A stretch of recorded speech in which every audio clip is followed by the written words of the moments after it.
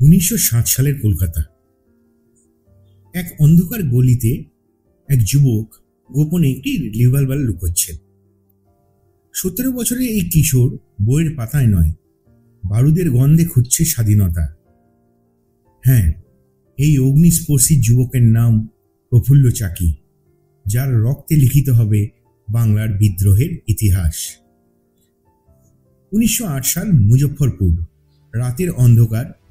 প্রফুল্ল এবং ক্ষুদিরাম একটি ঘোড়ার গাড়ির নিচে বোমা রাখছেন। প্রফুল্ল ফিসফিস করে বললেন, খুদি, আজ কিংসফোর্ডের রক্তে লাল করব বাংলার মাটি।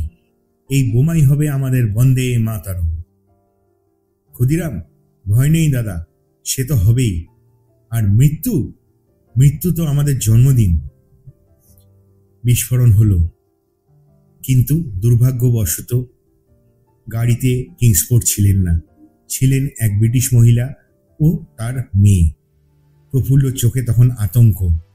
নিয়তির কি নির্মম পরিহাস! স্বাধীনতার আগুনে পুড়ল নিরীহ প্রাণ।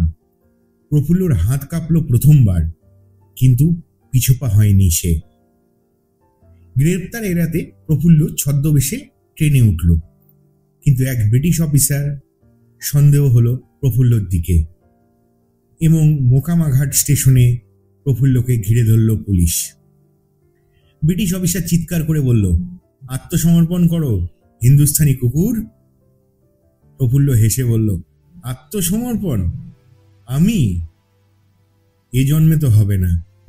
সে বন্দে মাতারম বলল এবং নিজের রিভলভারটি নিজের মুখে ঢুকিয়ে গুলি চালালো এবং শেষ নিঃশ্বাস ত্যাগ করল। রক্তে রাঙা হয়ে গেল প্ল্যাটফর্মটি। এক কুলির ঝুড়িতে পড়ে রইল প্রফুল্লের টুপিটি। এই টুপি কি শুধু কাপড়ের? না, এ তো স্বাধীনতার মশাল। প্রফুল্লের এই আত্মাহুতি জন্ম দিল হাজার বিপ্লবীর। প্রফুল্ল চাকি সেদিন শেখালেন, বিদ্রোহ কোনো বয়স মানে না। 17 বছরের সেই আগুন আজও জ্বলে ডিজিটাল যুগের যুবাদের চোখে।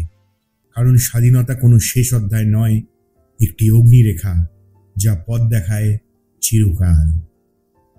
আজ আমাদের এই প্রতিবেদনটি কেমন লাগলো আপনারা অবশ্যই জানাবেন। যদি ভালো লেগে থাকে, লাইক, শেয়ার এবং ফলো করতে ভুলবেন না। ধন্যবাদ।